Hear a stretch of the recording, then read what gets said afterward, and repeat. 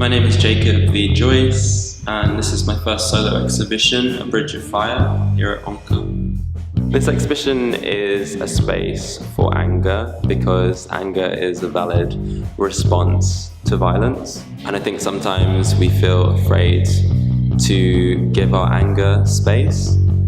There's a strange climate in the art world to kind of hold space for and focus on the spectacle of Black death and suffering. I think it's present not just in the art world, but just in pop culture in general.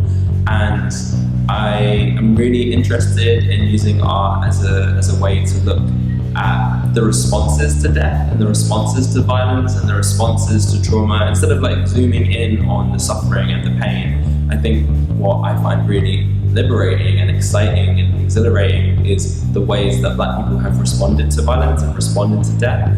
The murals on doors, one of them is about the Black People's Day of Action. In 1981, there was a house fire in New Cross in which 13 teenagers died. Lots of people believe it was due to a racist arson attack, and there was very little recognition from the UK government or from the Queen about the violence of this, and Black people in London, in Birmingham, in Liverpool, across the UK organised to have a Black People's Day of Action where thousands of people marched across London in protests.